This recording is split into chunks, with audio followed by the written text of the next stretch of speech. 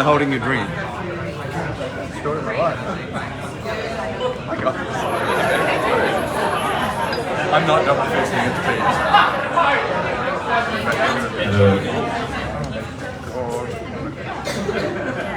Okay, everyone.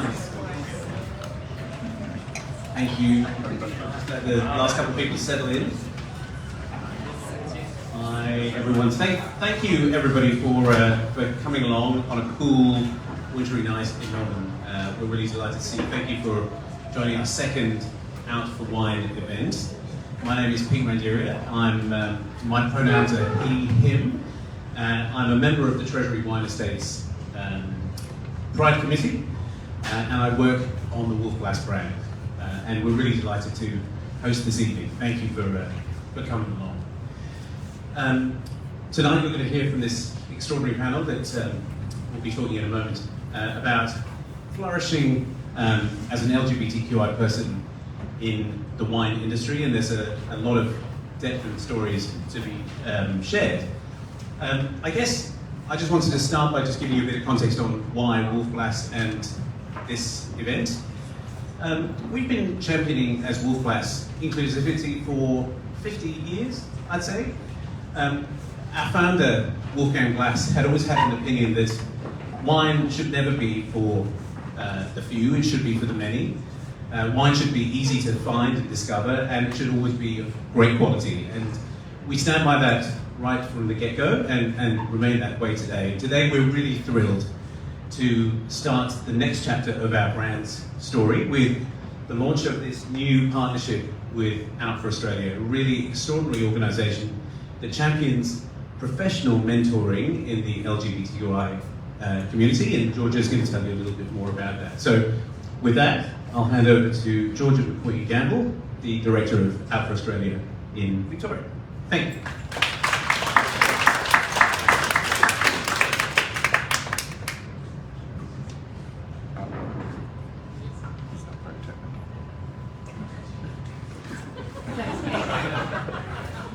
It's been a while since we've done this in person.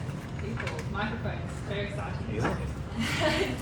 Good evening all. As Pete said, my name is Georgia McQueen-Gamble, and I am one half of the leadership team of Out for Australia Victoria.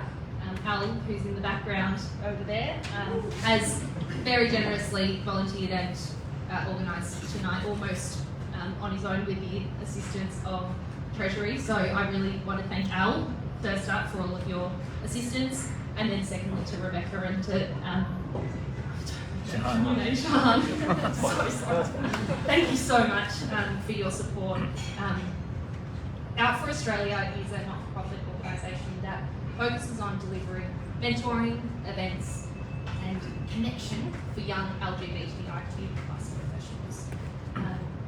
I'm a lawyer by trade, and I remember as a young lawyer not really thinking that I could be my full self at work, that I needed to fit into a mould, to fit into this wider profession and to actually achieve.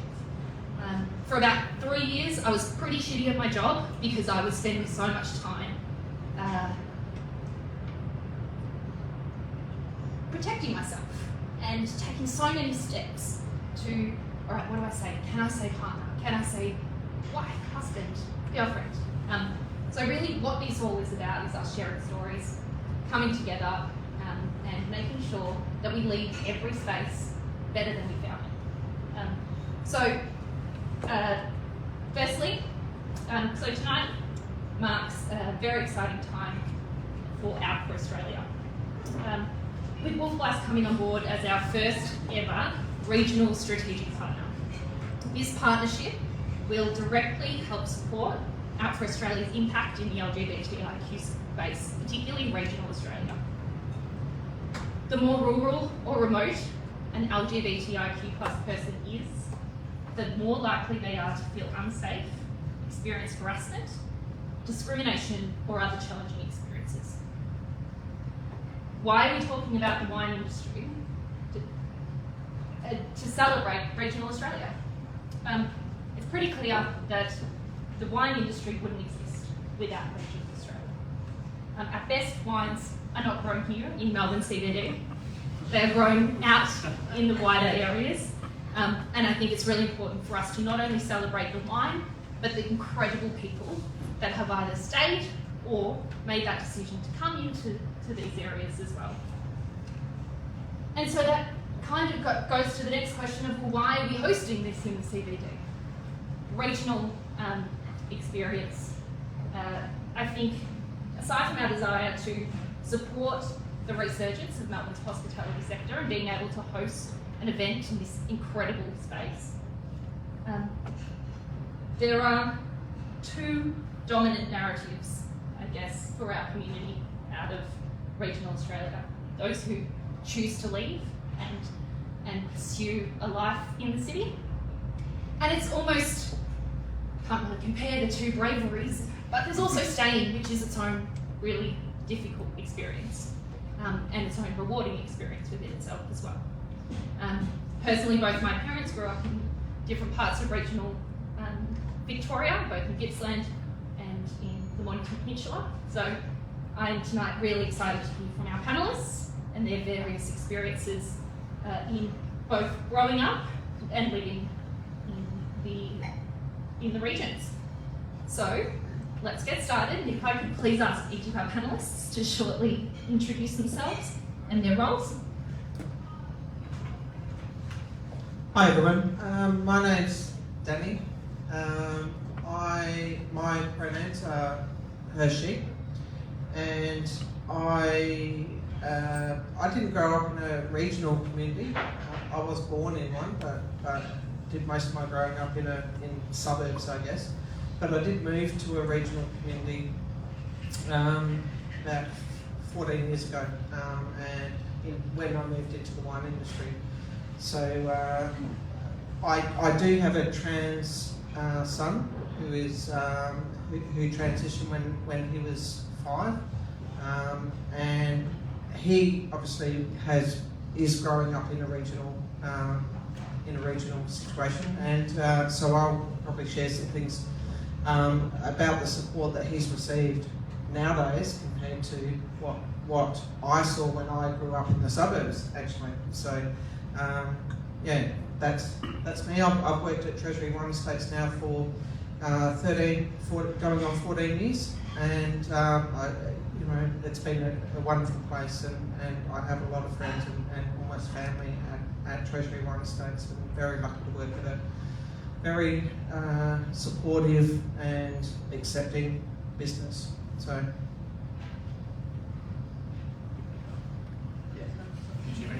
Hi, I'm Jacob, so pronounced he, him. So I currently work for Coles Group. I work for the sort of retail side of the gun.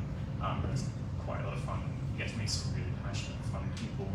But in terms of like my background, so I grew up in regional Victoria, so down in Warrnambool, really strong Catholic area, so like lots of how that kind of played out in my childhood was so excited to get to the city, but like coming into this industry and really fun people to meet.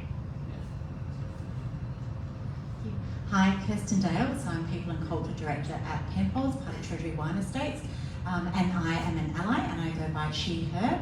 I have been with Treasury for about 3.5 years. I'm very proud to say that I was at the very beginning of our Twin Pride network, which is a thriving network, which I'm really excited to be part of. Being an ally is really important to me and has been throughout a lot of my later career. Making sure that we've got an environment where everybody can absolutely be themselves, bring their whole self to work, something that I care about passionately, not just because I'm in people and culture, but I genuinely do. On a personal note, it's become even more important to me. A couple of years ago, my teenage son has come out as transgender, so he's now 15, and I just think about the sorts of workplaces that I want him to be able to enjoy when he enters the workforce, to feel respected and valued. So I feel like in some way being an ally is sort of helping to create those workspaces of the future that he will enjoy and thrive in. What a wordsmith.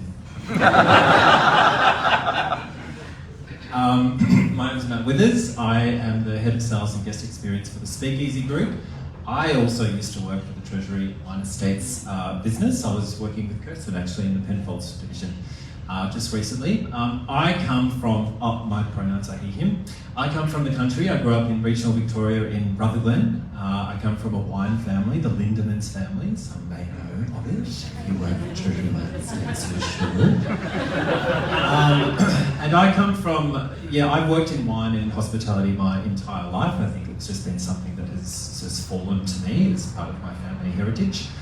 I grew up in a very difficult time in a very, very small area, but I have a lot of hope and faith that things are changing and it's a really different space for queer youth, LGBTIQA+. I think that there's a lot of evolution, and there's some really wonderful hearts and souls in this industry, I think we should talk about it.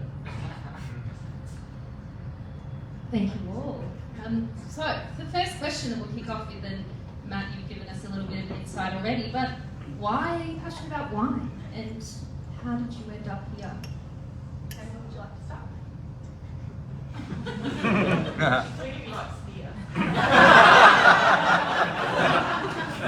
Thanks, H.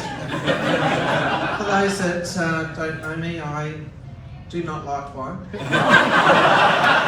I don't choose to drink it, but it doesn't mean that I'm not passionate about it, and I am very, very passionate about it. I wish I did drink wine, and if I did drink wine, I think I would like the Pepper Jack brand. I don't know why, it just appeals to me. I do. Glass is pretty good as well. But I don't mind a sneaky New Zealand Pinot or a Saltram Fiano. So if you get a chance to have a try of that, it's actually the only white wine that I can drink. But I'm passionate about wine because it's my job, and I'm always passionate about my job. And when I started at Treasury Wine Estates, or it was Foster's at that time, I started at the packaging centre, and I was a line manager, and I moved through a number of jobs, and I led a wonderful group of people, and I become passionate about wine because I'm passionate about the people that work in our industry, and with the people that really put in everything that they have every day to create our wonderful wines. So my getting to know wine was all about, so I started my career working for Woolworths Group and got into being a buyer for cheese. Somehow found my way into the wine team. There seemed to be a synergy there. And so for me, I was a buyer and just didn't know much about product and looked at profit and loss statements. But working with a really great team, got to do tastings every week and just found the best products and got to taste so many different things and explore with winemakers and producers who would share their passion about the product and just come in and get so excited talking about what they've done this year versus last year, or how the crop affected it, and just everything. It was such a fun time to learn about, and literally went from knowing nothing about it to going through doing my WESA courses and trying to understand and learn a lot more about it, which was fantastic. Thanks. So I'm from South Australia originally, so I've got the privilege of being sort of surrounded by amazing vineyards and incredible wine, so I think that certainly influenced my love of wine.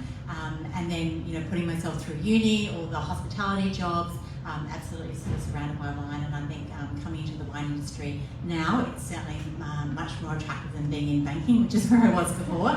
Much better barbecue conversation to say you work in the wine industry as opposed to working at a bank, so I'm enjoying that aspect. But I think wine is just so much about celebrating, and it's such a joyous part of so many occasions, and it's just a privilege to be part of that industry. I think I got into wine because I kind of had to. If I didn't, I would have been in trouble. But I developed. I grew up in Rutherglen drinking fortified wine as a little kid. I'm sure that it was used as some sort of pacifier by my parents if they didn't have enough Finnegan. But I did try to get out of wine. I went to acting school with friend Stephen over there. Went to Wobber, was positive I was going to be the next Hugh Jackman after Stephen. For whatever reason, I was dragged back into wine and screaming. I've really worked through worked through it with a real love for the product. It's something that always changes. I completely agree. It's something that we celebrate with, for. It's part of the food and wine industry. It's part of gastronomy. It's part of hospitality. It's something that is really exciting. And I love wine. Where is it? It's a beautiful product to sell. I'm really glad I'm not selling insurance or banking products. So yeah, that's my story. Not too quick, I might stick with you, Matthew, for this next question. Interested in your journey as a member of the LGBTIQ community, starting in the industry at a really young age. Any key moments pop out to you? Any reflections on what's changed? Yeah, I've been thinking about this question because I remember being in the country, wineries are like farms in a way, we're farmers. Vignerons are farmers, really. And I was always a little bit terrified of farmers and farming and the country because I didn't quite fit in. I was very, you wouldn't know, but I was quite extravagant as a young boy. I don't know. And I did find, I found myself a bit fearful of the industry in general. I found myself fearful of the personalities, like those big, kind of like old, rough boys kind of club winemaker, in the back of the shed making fortified wines. I was kind of terrified in a way. And it wasn't until I had the acting piece, which I was desperate to make succeed, and then when I came back to it, I thought, I was working in hospitality, so restaurants, that was my connection to wine there. And then I thought when I started where I met, Grant, not where I met Grant. Grant was my ex-boyfriend. We worked at Winehouse together, and it was when I was working at Winehouse, one of the sales reps from Domain Wine Shippers came in, and I saw sales reps in that particular time of my life as being just these really traditional, full sales rep kind of blokes would come in with their sheets, and it was like, oh, that's an industry I'd love to do, but I just can't because I'm not that straight. I'm too gay. But seriously, I really felt like I could never cross over into that. I thought it was just too testosterone driven. And it wasn't until I was headhunted by Domain Wine Shippers, and I went in for the interview, and I just thought, there's no way I can do this. I really want this, but I can't. And then someone said, you do know that the son of Gary Steele, may he rest in peace, he's passed now, but he's gay. Damien's gay. I was like, what? You're kidding. And it wasn't until I had someone say, you can do it, someone's in there, that I had the confidence to walk in there, and I absolutely smashed it, and the rest is history. But I really needed that to be able to feel like I had the confidence to walk in. I don't think, had I not heard that single tiny piece of information, I don't know that I would have been able to do it. So, yeah, that was a big moment actually. Jacob, what about you? All angles. So for me, similar. So I, as a buyer on that side, we multinationals like Treasury Wine Estate, all the way down to mom and dad producers who were essentially farmers. And some of these farmers were 6'7". I remember my first supplier meeting was this guy who was so tall and built really solid and really deep voice. And I was like, oh shit! Wearing a watch like this is really out and proud and just shit. I don't know if I can do this. And then he just starts talking about his family and the product, and actually it's super comfortable that he can just get to talk to people really comfortably. But I work with the bigger guys, it was really good to have those conversations, and then getting confident being able to have those conversations with the mum and dad farmers who bottled and produced their own wine. And in my journey, I probably never felt like I couldn't be myself, and I was very confident and comfortable with it. But probably one of those really big moments for me was actually in buying. It's a very, it can be very testosterone driven, it is very competitive, and it isn't, and it's slowly changed now, but it was quite a boys club.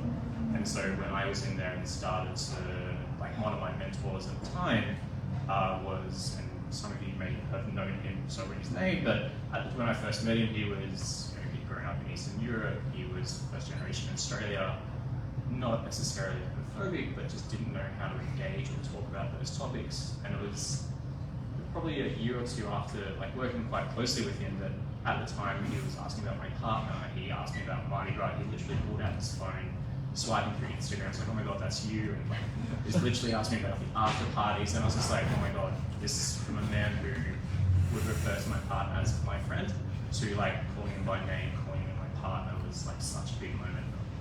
Really touched me. He was a great boss as well, so really good to see not that growth as someone, but someone get comfortable with something that they may not have grown up being comfortable with.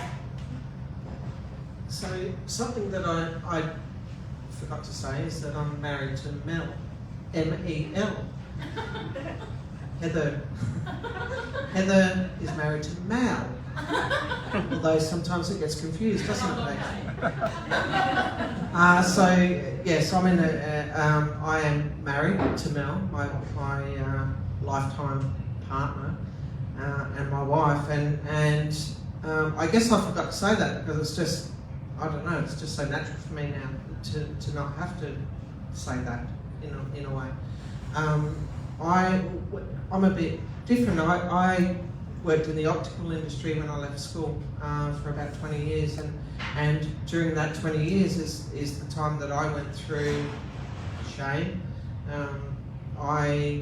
14 years I was in a relationship with a female, and did, that was, no one knew about that. Well, I thought no one knew. But I wasn't comfortable to say that. I didn't feel comfortable at all to say that. That was back in the 90s, I would say. And it was a horrible, horrible, horrible time. And I didn't feel comfortable at all. And I joined the wine industry in 2008 after I was out. And I met Mel, and it was at that time when you realise that it is okay. I can't tell you how liberating that was for me, and I went into the wine industry in 2008 being out and not having an issue at all, and I sort of look back and think, why did I feel that way? But when I think about my son now, Max, he's 10, and he transitioned when he was 5, and I think about when I was 5, I got my ass kicked for wearing my brother's jocks to school, because that's what I wanted to do, and I had no doubt at all at that time if there was the awareness there, if there was, that awareness, and I know my parents loved me, but they didn't have any awareness, and if there was the awareness there, then I would have been transgender as well. I have no doubt at all. I don't feel that way now, but I've battled through a hell of a fight, and maybe that's why I don't feel that now. But the wine industry for me was my liberation, and I had a lot of people who said you're moving from the suburbs down in North Vale, down south of Adelaide to the Barossa, and there's a lot of Lutherans in the Barossa. There's 300 and something churches in the Barossa, and people were worried about that, and I wasn't, and we moved up there. Mel and I moved up there, and we were going through IVF, and Mel fell pregnant through that, and I was never ever made to feel unwelcome in the wine industry at Treasury Wine Estates with the people that I work with, and I have never been made to feel uncomfortable by anyone at Barossa. In fact, I found it more accepting than down in the suburbs of Adelaide. So it's a bit of a different story, but I think it's different time span as well.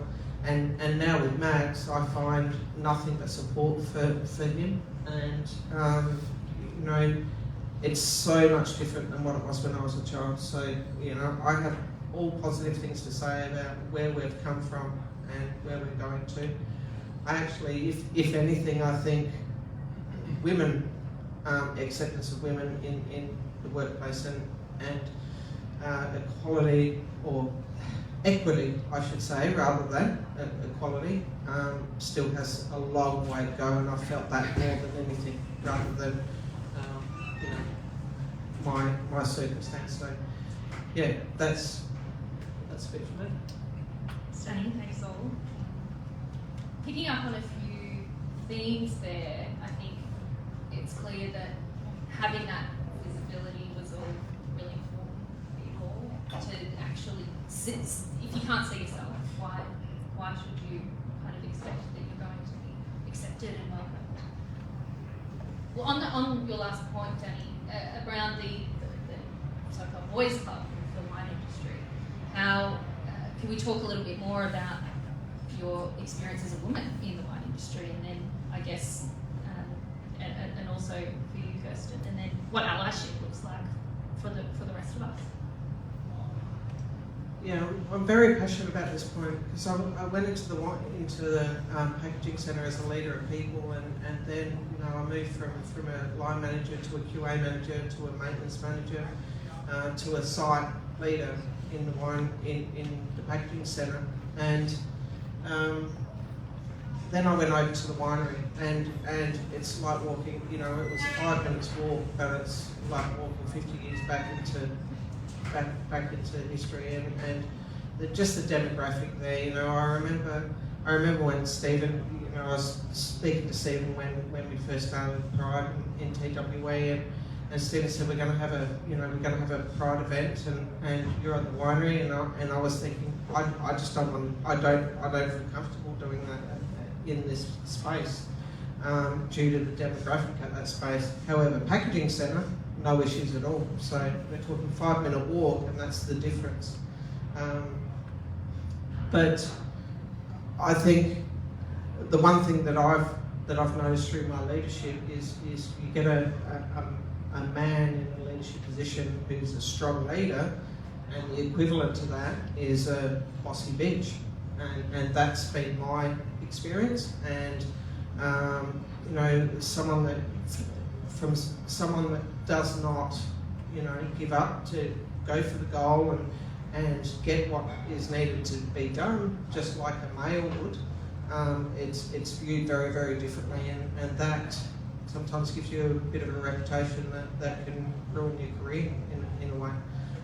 I've been very, very extremely lucky to sort of go into a sideline and move out of leadership into a safety role, and I had a fantastic boss and a fantastic team that supported me through what was probably the hardest time of my life, and I've been through a fair bit of trauma in my life, but to have that support was absolutely amazing, and to support with my family and my son's situation and what was needed from me for that, I can't thank that team enough.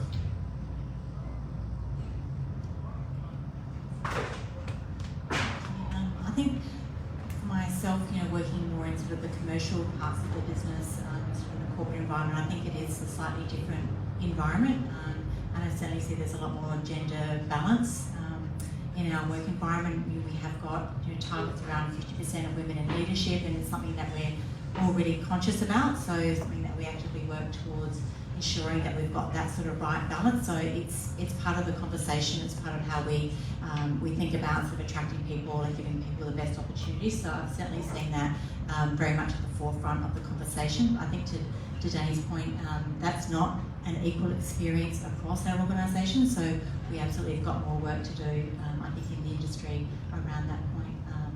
And I think, with regard to the allyship piece, your question, Georgia, I think for me one of the most important things is being visible. I'm conscious that being a senior leader, it's really important for me being sort of visible as an ally across the organisation, because I think that gives other people sort of confidence and maybe encourages them to do something of a similar piece. So even small things like having rainbow flags all over your desk and so forth, and stickers might seem like a tokenistic piece, but I think it speaks volumes. So that visibility is really important, and it just, I think, sets a nice tone and culture as well. So.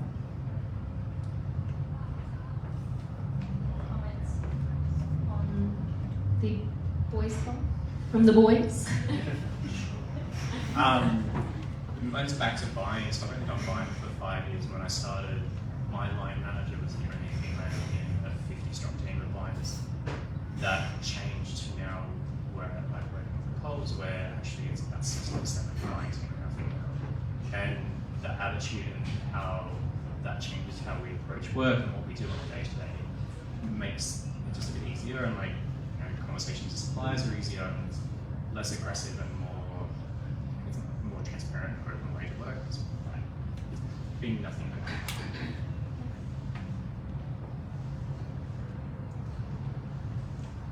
I'll direct this one to those who grew up in regional Australia. So Matt, perhaps we'll start with you. Can often feel like you want to flee to the city to feel like you can fit in. Did you feel like that was true for you? Yeah, I don't want to paint the regions with a nasty brush, but for me it absolutely was. I felt very. I found my friends were all women. I found that I was drawn to my parents' friends, all of the women, all of the mother figures. I was just constantly seeking female companions, very much just platonic companions. I did have a couple of fake girlfriends at high school, not gonna lie. Yeah, it was really, I felt I had a really rough, I'm sure there's many stories in this room of people that have had rough times at school. If you grew up in the 90s or the early 2000s, it was really difficult. I look at kids today and I'm like, I have a godson, and he goes to school and he's like, the world has really changed. Like, they don't go to school in a uniform. Like, I just think that's incredible. But the way that the language and the culture of children and the acceptance, the tolerance is like, oh, this is my friend Jenny. She's not sure that she's going to be Jenny for the whole year. But also having teachers, I think having people in roles of authority that are visible to children, who are proud enough and courageous enough to be who they are, I think that sets a really important precedent for them. And I think if the few people in my life that I saw do that when I was in the country, one of them was a DJ for the local radio station, B104.9 Star FM. His name was Ty Frost, and he's actually like quite a successful DJ today. He's on Smooth FM, and he was one of my very first gay connections. And he really was. I didn't have a mentor as such when I was growing up because this sort of mentorship didn't exist, and certainly not in this sort of sphere. But he really was my gay mentor. I was like, he was so encouraging of me as a little gay boy, and wanted to bring out all of my, fantastic kind of, I'm talking about my fantastic, wonderful traits that I'm just so proud of. But he really did encourage me, and he said, don't listen to them. And I remember the one thing he said when I was in high school, desperately trying to escape, and he promised me, he said, it gets better. We made a promise to each other that if I turned 21 and I didn't look at him and say, it does get better once you leave school, then I had to kiss him, but I didn't have to kiss him. But yeah, I really think that it was really tough, and had I not had someone like him telling me that it was okay, because it wasn't part of my family, it wasn't part of the community that I was in, or the town that I was brought up in, I think I would have struggled. It's like having Damien be the gay son of the business that I wanted to work for. I needed someone above me that I could look to, and believe that I could do it. And Danny, really interested to hear your perspective now, living in Barossa, and I guess reflecting on your own experiences, and now living through this new experience with your son. Yeah, well, it's amazing, when people get to see someone for who they are, and they're just a person.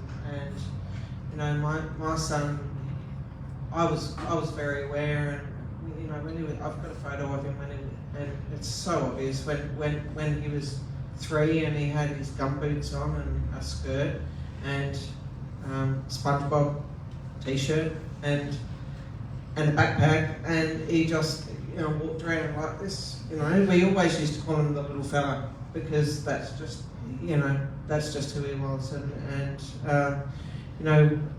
I think he had a couple of goes at trying to work out what was going on, and we just guided him, and we're there obviously, and in the end when your son is 5-year-old son walks out with the thickest black texture with his new name Max written on his chest, you're pretty sure that he knows right from that time what he is and who he is. And from that time, we've never looked back. And he's had nothing but support. He's had to navigate some pretty hard things. We've had to work with the school. Max was the first transgender at that primary school, and we've had to work with them to say, it's not okay to say that he can go to the wheelchair access toilet. Because he didn't. That's a huge issue for transgender is the toilets. And to be honest, I grew up with people calling me a boy, or referring to me as a boy, a lot of times in a lot of embarrassing situations, and that was a big thing for me as well. I've worked through that now, which is good, but it's something that I didn't want for him. And he's had a lot of support from some friends at school, a toilet buddy, and he's quite comfortable now to go to the boys' toilets, and that's the toilets that he belonged. But prior to that, it was why are you in the girls' toilets? You don't belong here, and why are you in the boys' toilets? You don't belong here. So it's a huge thing, and the more unisex toilets, and this is perfect because you don't want to feel awkward when you need to go to the toilet. And people see him, and they can see without any doubt at all that he is living in this. He is living his life and the way it is for him, and he has absolutely. He has autism as well, and that's more of a struggle for us than anything else. There's some kids that have even forgotten that he was transgender, that he was born, Ella, and went to school to start off with as Ella, and now he's Max, and they've forgotten that, and that's kids aren't born to be bigots or racist or anything like that.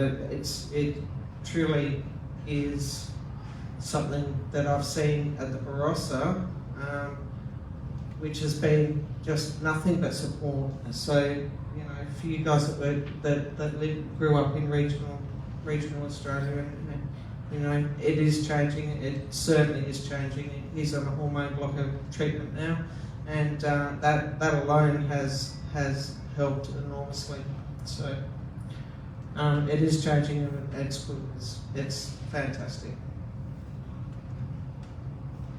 Yeah, I certainly realised I spent some time with Pete in Daylesford for Chill Out Festival, where last time they sponsored us to have a stall there. And I don't know what I expected. I'd never been to Daylesford before, but I've heard it's a bit of a queer capital. But my goodness, it knocked me away. Just the vibes, the community, the people. It was amazing, and somewhere that I just can't wait to get back to.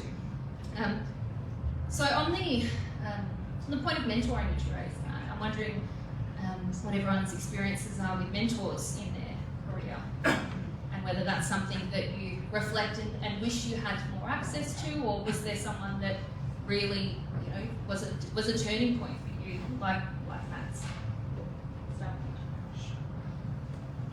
So for me in my career, before I was in retail, I actually worked as a mechanical engineer, and there was zero representation there, so my mentor was very technical.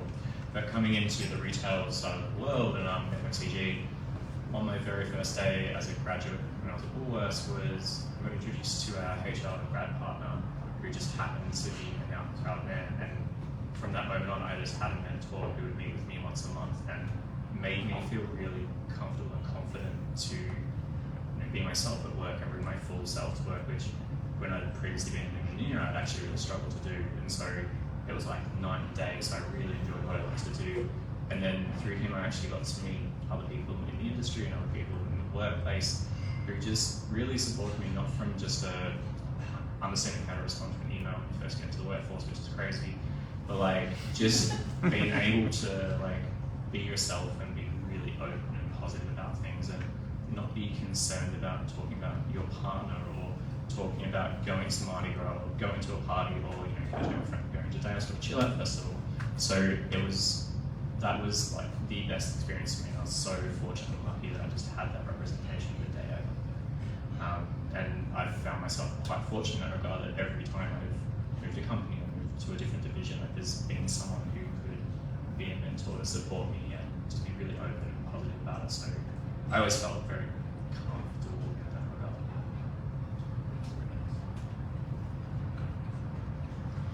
Yeah, I mean, I've been a mentor to lots of different people throughout my career, and I've really enjoyed, particularly people starting out in their career. I think it's so important to have someone who's a sounding board who can give you that advice, whether it's writing that email or responding to your boss's demands or whatever it might be. So I think it's really important, and I think in the LGBTIQ space, something that we really care about, we've just launched, is a mentoring program internally at Treasury for people in the community who are looking for that support in a discreet way. I think just knowing that that's there, you have got that connection if you want to make it, is really helpful. So we'd love to see that develop as it starts out.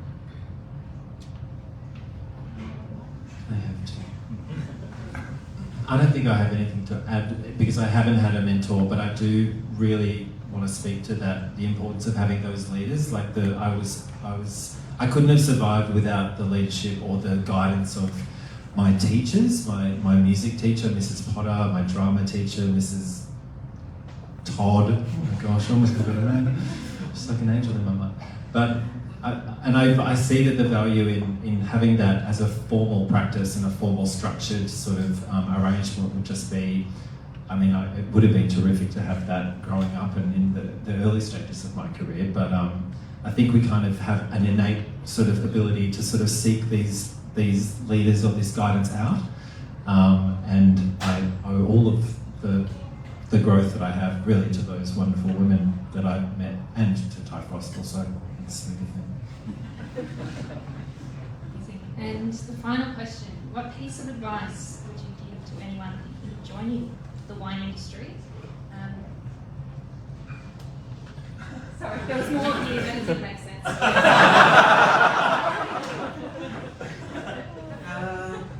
My advice is, it's a fantastic industry.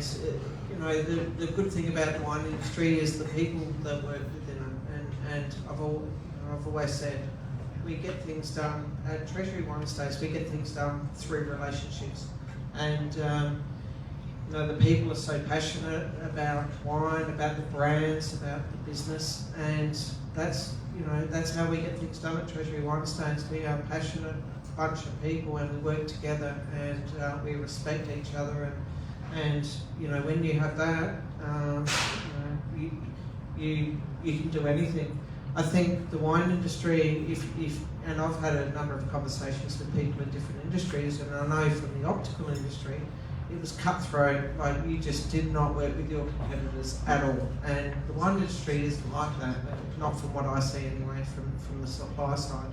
I've been through many tours through Pernod Ricard and their sites and Accolade, and we're just sort of, it's very different. It's like there's a mutual respect there. So in terms of the wine industry, it's a fantastic industry to work in, and it's certainly one that I'm so glad that I came across. It's just 100% do it. Like, you work with a product that is everyone's celebrating and so passionate about. So at worst, you could have a bad meeting still sitting down and have a drink. So it's okay. And so coming into this industry 5 years ago, I knew nothing about it, and just asking questions, and everyone having the time to sit down and talk to you about it and just want to share. Before that was in cheese and milk, where everything was probably a little bit more guarded, a little bit more secretive. But coming into wine, everyone just wants to tell you every aspect of it and really talk to you about what's happening. And we work in liquor, we're not saving lives, so it's a lot of fun, and it's, you just got to remind yourself about that and enjoy what you do. Yeah, I echo all of that. And I think one of the things about people working in the wine industry, certainly true in Treasury, is that they take their work very seriously, but they don't take themselves seriously. And I think it just creates a really great culture. Certainly a lot of fun to work in, so highly recommend it. I agree. I concur. I would say I think I feel like there's a place for every sort of type of person. I haven't worked in every single industry, but I think for the wine industry, at heart we're farmers, and farmers are great people. And that kind of cascades through the entire industry. I found in that moment that I was really terrified about taking that sales role. The thing that made me unique to every other salesperson is the thing that has actually made me successful. Successful, like I said, but it is the thing that that's my differentiator, and I'm really proud of it. And because I walk in with pride, it's, there's a warmth about it, and there's a place for every type of person in every single establishment, if you ask me. And I say, if you're one of us, then yeah, go for it. It's bloody fun.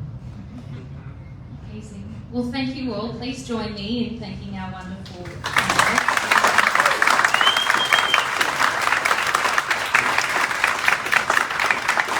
And again, thank you to everyone involved in organising tonight.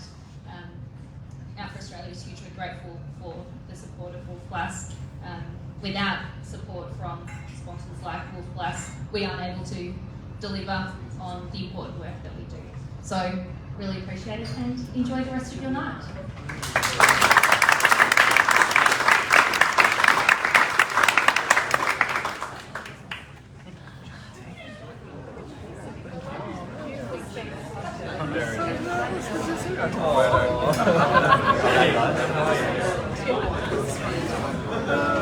Yeah, we should go ahead. Is there more mingling or drinks more? Have another drink and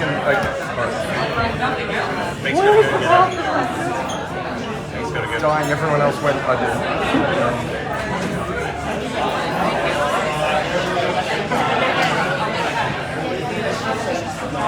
Why don't you leave your stuff? If you leave everything here, I'm going to find